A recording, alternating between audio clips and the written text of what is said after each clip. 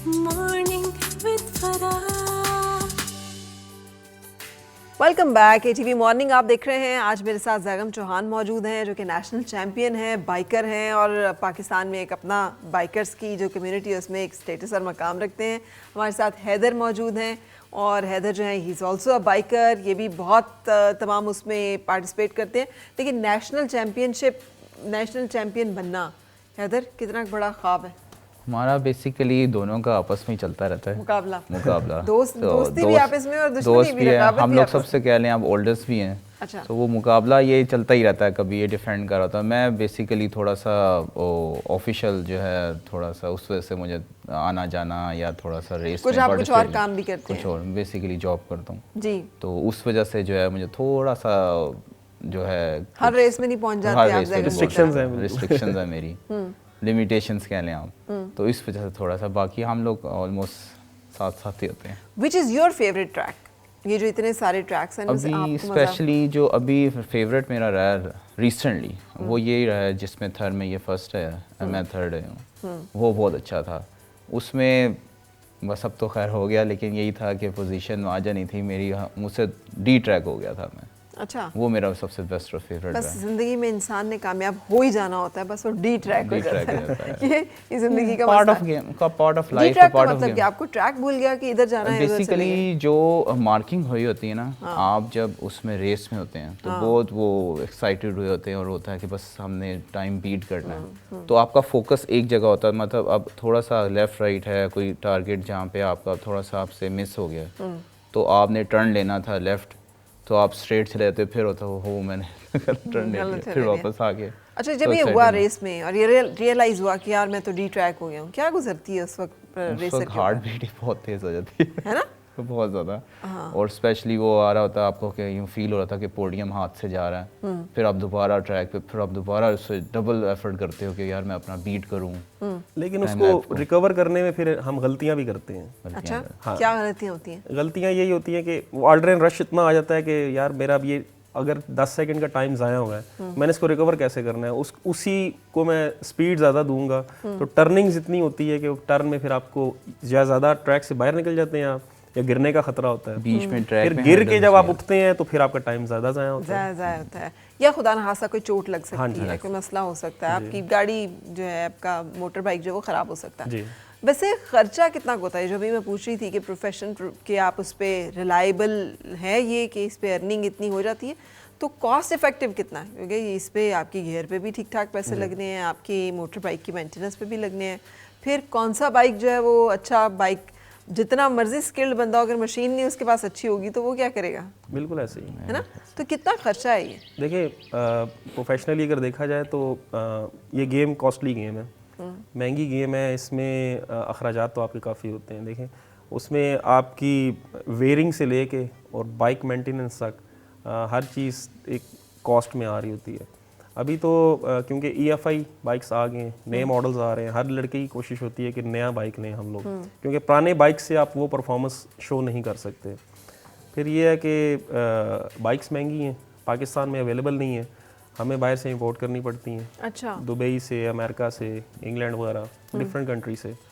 तो उनको फिर जब हमें मेंटेनेंस करनी पड़ती है, उनके पार्ट्स भी हमें बाहर से मंगवाने पड़ते हैं। अच्छा। क्योंकि पाकिस्तान में कोई कंपनी ऐसी है नहीं है जो कि पार्ट्स के साथ पाकिस्तान में आई हो अपनी बाइक्स लेके। तो मतलब इट्स अ कॉस्टली गेम। क्यों? उन्हें नहीं पता कि यहाँ पे हर लड़का जो है उसे साइलेंसर निकाल के रोड पे फिरने का शौक वो है। जो साइलेंसर निकाल के फिर रहे हैं उनकी तो कंपनीज मौजूद है ना, लाइक वो 70 वगैरह 125 वगैरह तो चल रहे हैं। लेकिन हमारी क्योंकि कैटेगरी डिफरेंट है, तो उसमें अभी कितने का आता है एक बाइक? ये जो रेसर बाइक है स्टार्ट कहाँ से होता है और कहाँ तक लिमिट है इसकी?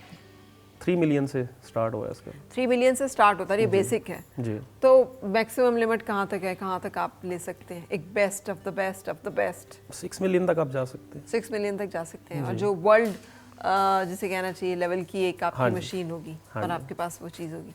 अच्छा, ऐसे ही है। अच्छा, इसमें फेवरेट्स भी होते हैं? कोई जी जिस तरह आपने रोल मॉडल्स भी हैं? बिल्कुल रोल मॉडल्स भी हैं। जिस तरह एक है ब्रिटिश राइडर है ग्राहम जार्विस है, फिर इसमें उसी तरह आप कह लें आप बाइक की कैटेगरीज आ जाती हैं, जिस तरह हम पाकिस्तान में होंडा, टोयोटा, इस तरह बाइक में हमारे इसमें KTM में एक कंपनी है और हस्क्वार्ना, उसको हम हस्की बोलते हैं, तो वो भी बीच में आते हैं। वो बाइक जो जिस तरह बता रहे हैं वो काफ़ी एक्सपेंसिव पड़ती है और वहाँ पे इधर स्पेशली मैकेनिक उसके अवेलेबल नहीं है। तो फिर इसका मतलब है बाइकर बनने से पहले बंदे को साथ साथ खुद मैकेनिक भी बनना पड़ता खुद है। ही हम खुद कर रहे होते हैं 100% सही, यही होता ईच एंड एवरीथिंग। ये ईच एंड एवरीथिंग। तो ये इट कम्स विद एक्सपीरियंस या विद पैशन? बोथ। ठीक है। अच्छा, घर वालों ने ज़गम नहीं रोका कि बस कर दो, बहुत हो गई है, ये बचपन का शौक हो गया, पूरा जवानी शवानी निकाल ली इसने? बेसिकली पैशन को प्रोफेशन बनाया। हाँ, तो अब इसी से कहते हैं ना, सोना खाना पीना और अर्निंग भी सारी यही है। तो फिर अब घर वालों को भी पता है, इवन पूरे ख़ानदान को पता है कि मैं बल्कि जब किसी भी रेस पे जाता हूँ तो सबसे दुआ लेता हूँ कि दुआ करनी है इस बार जीत कर आऊँ। तो इसलिए अब नहीं है। सबसे ज़्यादा दुआ कौन करता है? वालदा करती है मेरी। अच्छा, मेरी वाइफ करती है सबसे ज़्यादा। बच्चे नहीं करते? बच्चे भी करते हैं, बिल्कुल करते हैं। बच्चे जितनी दुआ करते होंगे क्योंकि उनको बच्चे तो मेरे साथ जाते हैं। हाँ, इवन उनके मेरे जो 2 बड़े बेटे हैं उनको मैं साथ लेकर जाता हूँ।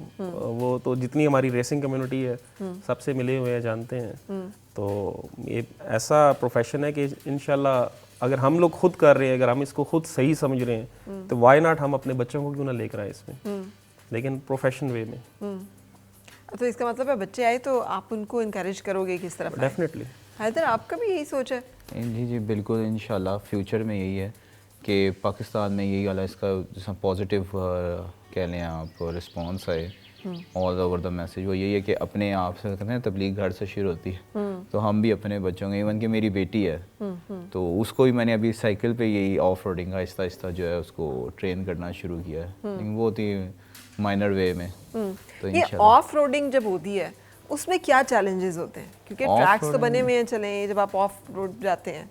ऑफ रोडिंग में चैलेंजेस सारा टाइम ही होता है जब तक वो ऑफ रोड पे। ऑफ रोड का मीन्स यही है कि आप ऑन द रोड से ऑफ रोड आ गए, जिसमें हर्डल में मीन्स कि आपको स्टोनी एरिया आ सकता है, मडी आ सकता है, डिच खड्डा आ सकता है, उसमें आपको रट्स होती हैं बेसिकली, जो कोई गाड़ी या ट्रक गुजरता है उसके टायर के जो निशान पड़ जाते हैं, रट्स बन जाते हैं, जिससे आपको डिसबैलेंस होता है।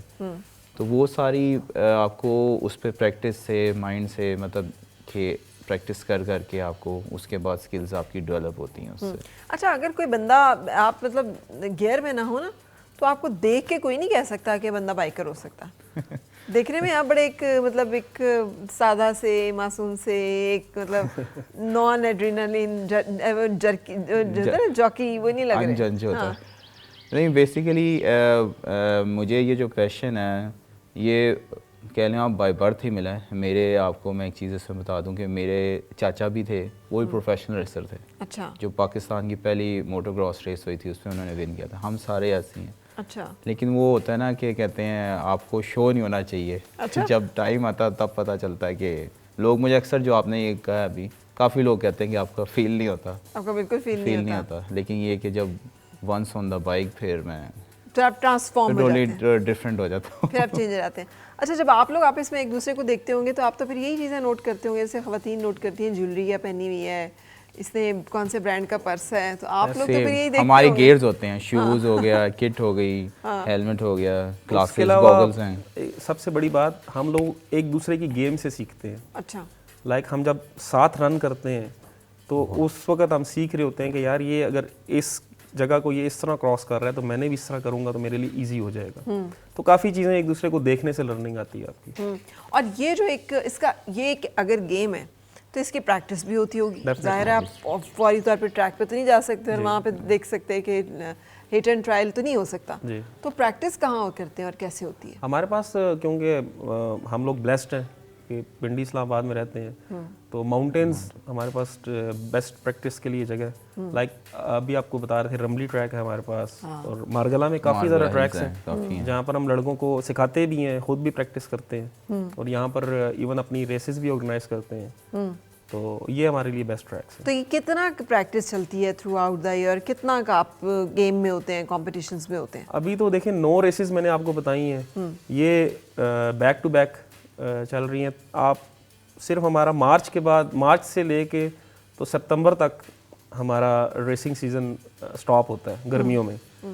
सितंबर से ऑनवर्ड मार्च तक रेसिंग सीजन जारी रहता है। गर्मियों में क्यों नहीं करते आप लोग रेसिंग? गर्मियों में हार्ड है इन एरियाज में, बहुत ज़्यादा हार्ड गर्मी बहुत ज़्यादा पड़ती है, और जिन एरियाज में ये रेसिंग मैंने आपको बताया हाँ। तो इनमें गर्मी बहुत पड़ती है, इसलिए यहाँ पर नहीं। लेकिन सरफरंगा ट्रैक जो है वो तो वो उस पे होगा, वो गर्मियों में, इसीलिए मैंने सितंबर बताया ना, सितंबर में वो सरफरंगा हम लोग करते हैं, पहली रेस वहाँ से स्टार्ट होती है फिर राइट, गर्मियों के बाद। उसके बाद फिर ऑनवर्ड मार्च तक चलती है, सारा सीजन चलता है हमारा। ठीक है। अच्छा वो हैदर आप ही बताइएगा कि मतलब जब आप रेस ट्रैक में होते हैं और रेस में होते हैं तो उस वक्त क्या जहन पे गुजर रही होती है, और वो जो एक डिस्कनेक्शन है कि जब आप रेस पे होते हैं तो जॉब का तो नहीं सोच रहे होते ना, जब जॉब पे होते हैं तब रेस का तो नहीं सोच रहे होते, ये जो बैलेंस करते हैं वर्क लाइफ, ये कैसे करते हैं? ये भी एक बैलेंस करना भी काफ़ी कह लें आप स्ट्रगल है। जब रेस पे होते हैं उसमें यही हो रहा होता है कि यार कहीं इंजरी ना आ जाए, इंजरी आएगी तो फिर बॉस जो उससे छुट्टी लेना, 4 दिन की छुट्टी ली हुई है, 4 तो दिन की बस छुट्टी ली है वो मुश्किल होगी, 4 से वीक पे ना आ जाए, तो वो सारा सही कह रही हैं आपके, बैलेंस करके चलना पड़ता है और बहुत ज़्यादा बैलेंस करना पड़ता है कि रेस भी विन करनी है और इंजरी भी ना हो, क्योंकि ये आपको पता फील्ड ऐसी है या कह लें प्रोफेशन है, इसमें इंजरी ऐसी है जिस तरह आप, जिस तरह मैं हाँ जिस तरह अक्सर जो वुमेन कुकिंग जो हाउस होल्ड होती हैं वो करते हैं, उनके मैंने देखा वो प्याज आंखों में पड़ता है तो आंसू आ रहे, मतलब ये हमारे लिए जस्ट लाइक डेली यूज़ के रूटीन मैटर है। तो ये बैलेंस करके चलना वो उस वक्त होता है कि यार कोई हल्की सी भी हमारी मिस्टेक से इंजरी हो जानी और पोजीशन भी चली जानी, पोजीशन भी चली जाएगी और छुट्टी जो ली हुई है वो भी ज़ाया हो जाएगी, वो भी ज़ाया हो जाएगी। हाँ अच्छा, इसमें इंश्योरेंस वगैरह भी होती है क्या आप लोग ये जो करते हैं? तो सेफ्टी का एक बहुत बड़ा एलिमेंट ये भी है कि आप लोग इंश्योर्ड हों, आपका इक्विपमेंट इंश्योर्ड हो, ताकि खुदा ना खास्ता कोई इस तरह की चीज़ हो तो कम से कम कोई तो फॉल बैक आपके पास क्वेश्चन हो। देखिए इंडिविजुअल लेवल पे तो हमारे लिए भी ये करना थोड़ा मुश्किल है, जब तक हमें कंपनीज ओन नहीं करेंगी, लाइक बाहर रेसिंग जितनी भी हो रही है सारे ब्रांड वाइज रेस अपनी कर रहे होते हैं, तो वो जो ब्रांड्स हैं वो अपने जो पार्टिसिपेंट्स हैं उनको ओन करते हैं, उनकी इंश्योरेंस, उनके बाइक्स, उनका मतलब सारी चीज़ें उनकी, तो आई होप सो कि आने वाले वक्तों में ये हो जाएगा।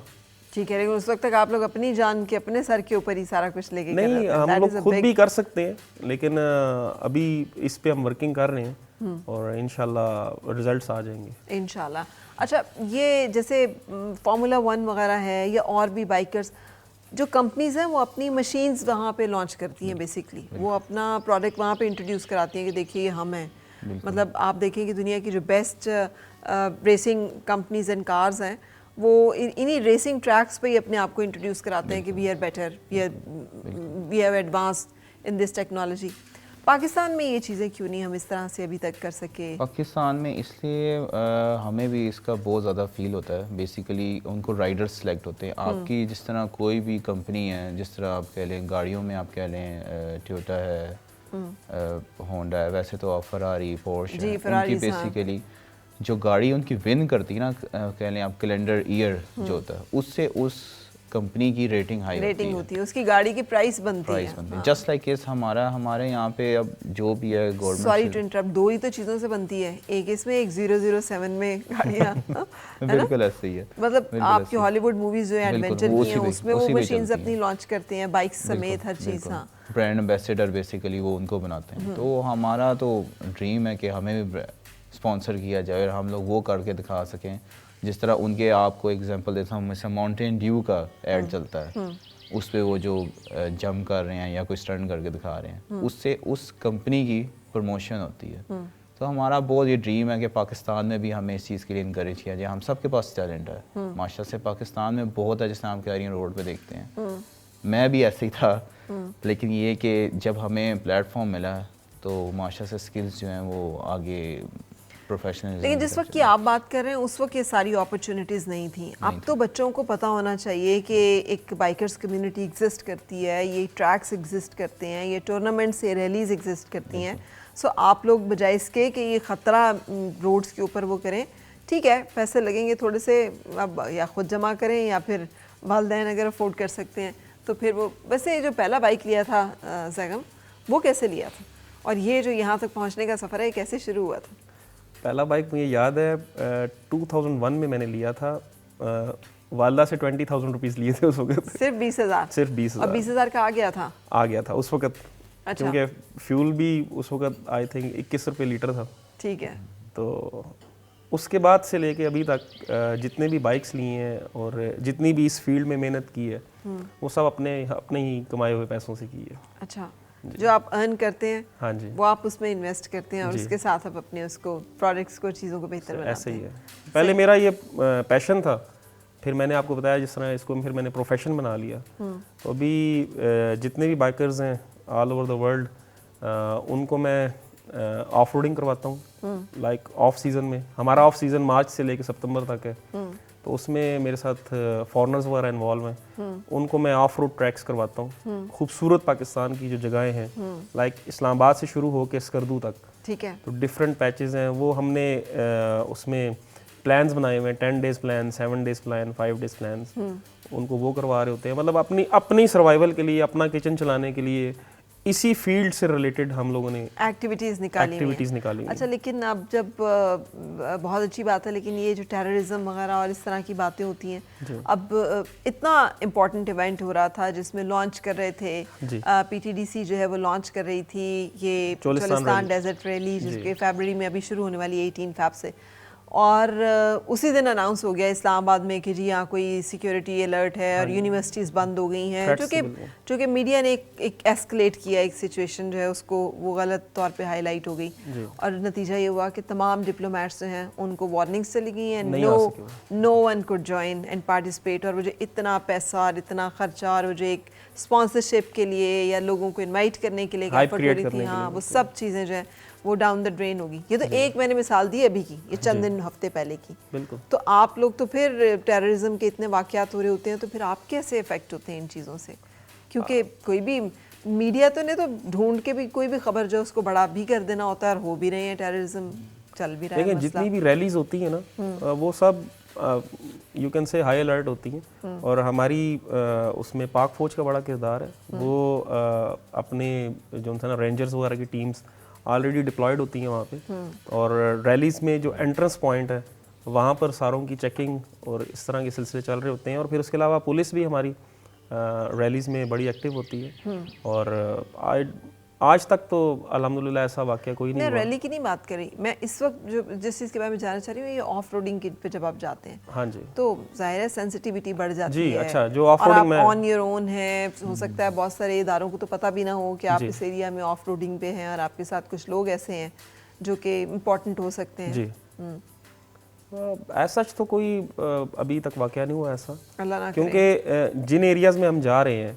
पिछले 20 साल से उन एरियाज़ को मैं एक्सप्लोर भी कर रहा हूँ, और उधर उन एरियाज़ में ऑलरेडी उन लोगों के साथ हमारी इतनी एफिलिएशन है कि हम उनके घरों तक को यूज़ कर रहे होते हैं। अच्छा। उनके मेहमान बने होते हैं। अच्छा। तो मोस्टली मतलब आप कह सकते हैं इस्लामाबाद से स्कर्दू तक जितने हमारे स्टेज होते हैं, वो स्टे हमारे है ही ऐसी जगहों पर हैं कि जहाँ पर हमें पता होता है कि सेफ्टी मेयर्स को हम लोगों ने काउंट किया हुआ पहले से। ठीक है, तो हैदर आप तो नहीं इसमें इन्वॉल्व होते, आप तो रेस टू रेस मेरा ख्याल है खेलने वाले बाइकर हैं। नहीं, मैं अक्सर इसके साथ ज्वाइन करता होता हूँ जब अच्छा। मुझे ऑफिस से थोड़ा सा टाइम मिल जाता है, क्योंकि ऑब्वियस ही बात है प्रोफेशन मेरा भी और बचपन से मैं पैशनेट हूँ उस मामले में, तो ऑब्वियस ही बात है स्किल्स को आपने डेवलप करने के लिए और प्रैक्टिस में करने के लिए जाना तो पड़ता है। लेकिन ये कि मैं एवरी टाइम नहीं ऑफ एंड ऑन होता हूँ। अच्छा, जब आप ऑफिस जाते हैं तो बाइक पे जाते हैं कि गाड़ी पे जाते हैं? नहीं, गाड़ी पे जाते हैं। उसका भी एक वाक़या है। बाइक पे मैं अपने यही रेसिंग वाले बाइक पे गया था। हाँ।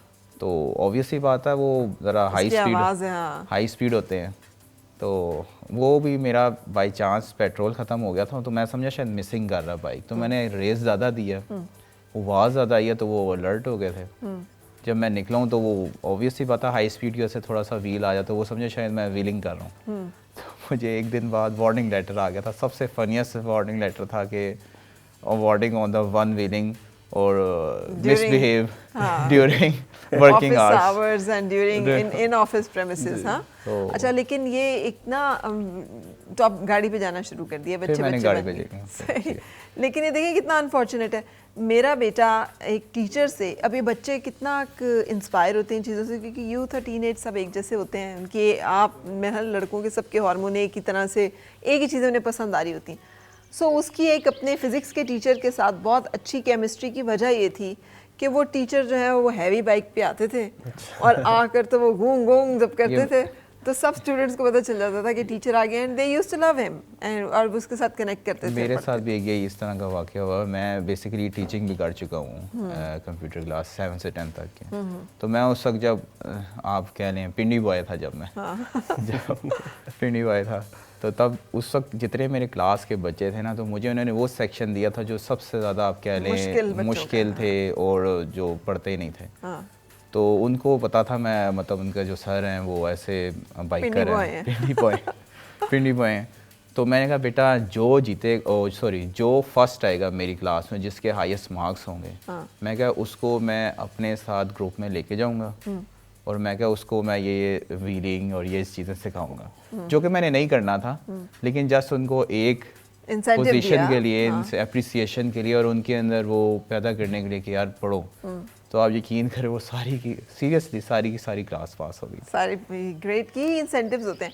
अच्छा लेकिन जगह जी जैसे हम बात कर रहे हैं इसकी क्या इंसेंटिव मोटिवेट करता है now when you are professional biker and being the national champion कि क्या चीज़ है जो मोटिवेट करती है जब आप रेस में उतरते हैं? देखिए मैंने तो एक अपने लिए एक टारगेट डिफाइन किया। मेरा खुद खेलना winning and losing doesn't matter for me क्योंकि मैं एक पूरी टीम को लेके चल रहा हूँ, पाकिस्तान के लड़कों को लेके चल रहा हूँ। तो मैंने एक टारगेट ये डिफाइन किया हुआ है अपना कि इस स्पोर्ट को मैंने पाकिस्तान लेवल पे लेकर आना है। इसकी फेडरेशन डेवलप करनी है, फेडरेशन बना के बाहर से जितने भी राइडर्स हैं उनको पाकिस्तान में बुलाना है और यहाँ से राइडर्स लेके पाकिस्तान से राइडर्स लेके बाहर जाना है, उनको कम्पीट कराना है। देखें मैं अभी एक्सपायरी एज पे ये गेम कर रहा हूँ। ये जो गेम है this is only for the 35 years old boy bracket के लिए। ठीक है हम मैं अभी 44 हूँ, मैं फिर भी अभी ये गेम कर रहा हूँ। ठीक है इस गेम की वजह से मेरी फिटनेस है, अब मुझे ख्याल करना पड़ता है अपनी बॉडी का, अपने बाइक्स का, बाकी सारे मामलात का। लेकिन मैं इसलिए एम को लेके चल रहा हूँ कि मैंने इस मोटर स्पोर्ट्स में नाम बनाना है पाकिस्तान का और इसको दुनिया में मनवाना है कि पाकिस्तान में भी ये चीज़ चल रही है इंशाल्लाह। अच्छा ये कैसा है कि जो हम अभी बात कर रहे थे वालिद और बेटों की जो एक बॉन्डिंग होती है उसमें किस तरह के ये एडवेंचर और ये स्पोर्ट्स हैं हेल्पफुल हो सकते हैं? क्योंकि जाहिर है बच्चे जब वो बड़े हो रहे होते हैं तो अगर उनके वालिद कोई इस तरह की हेल्दी एक्टिविटी में हो तो बच्चे बहुत ज़्यादा फिर रिलेट करते हैं और उनके लिए उनके वालिद जो है एक रोल मॉडल और उनका आपस में बॉन्डिंग बड़ी स्ट्रांग होती है बनिस्बत उस अब्बा के जो हर वक्त बैठ के यही कहते हैं पढ़ो, ये ना करो, वो ना करो, यूँ करो, ये ऐसे ना करो। मेरा अब बड़ा बेटा 17 ईयर्स ओल्ड है, छोटा 15 है। वो दोनों उन दोनों को मैं जो अपनी लोकल रेसेस हैं वो मैं खिला चुका हूँ। ठीक है उनकी अपनी अपनी बाइक्स हैं, मेरे साथ बाइकिंग भी करते हैं, ऑफ रोडिंग भी करते हैं। मैं उनको यहाँ से स्कर्दू भी लेके जा चुका हूँ बाइक चलाते हुए। लेकिन अभी क्योंकि 9th और 10th में दोनों पढ़ रहे हैं, अभी मैंने उनको कहा आप अपना मैट्रिकुलेशन कंप्लीट करो और आफ्टर हैविंग लाइसेंस उनको फिर मैं इस गेम में लेकर आऊँगा। ठीक है प्रॉपर। मैंने एक क्वेश्चन आपसे पूछना है लेकिन अब ब्रेक के बाद हम एक और मेहमान को भी आपसे मिलवाएंगे। वो ये कि बच्चों को तो लेके सारे चले जाते हैं, बेगम को लेके गया है कोई ऑफ रोडिंग सारे ट्रैक पे? जी बेगम को मैं तो हर साल मेरे 2 से 3 प्लान्स होते हैं। गर्मियों की छुट्टियों में स्पेशली 10 से 12 दिन का प्लान होता है, उसमें सारी ऑफ रोडिंग और जितने भी पाकिस्तान के जो खूबसूरत एरियाज हैं वो सारे इनको दिखाए हुए हैं और ये हर साल का है, हर साल का मीन के पिछले 7-8 साल से रेगुलर है यही ट्रैक है। हैदर आप भी? सेम है, सेम। मैं अपने बल्कि फैमिली को स्पेशली लेके गया था कि हमने इसे प्लान इसलिए किया था कि वो कह रहे थे कि पापा बच्चे भी स्पेशली मेरी वाइफ भी कि आप वो एरियाज़ दिखाओ जहाँ आप रेसिस करते हो जाके। तो स्पेशली वो लेके गए थे तो उनको बड़ी एक्साइटमेंट कि पापा आप यहाँ जीते थे। मैं कहा बेटा यहाँ मैं गिरा था, ये किया। तो वो बहुत एक्साइटेड होते थे इस चीज़। अच्छा मेरा ख्याल है बाइकर्स को अपने गिरने की जगह कभी नहीं भूलती होगी। ये तो वही जगह है गुजरे थे हम, वो हमें और स्ट्रॉन्ग करता है। हाँ। और मोटिवेट करता है। बिल्कुल सही। सो यहाँ पे हम एक ब्रेक के लिए रुक रहे हैं और ब्रेक के बाद आपकी मुलाकात कराएंगे एक और मेहमान से। Stay with us. और मिलके गुनगुनाए हैं गुमशुदा जो खुशियाँ सारी वो ढूंढ लाए, आओ फिर से मुस्कुराए।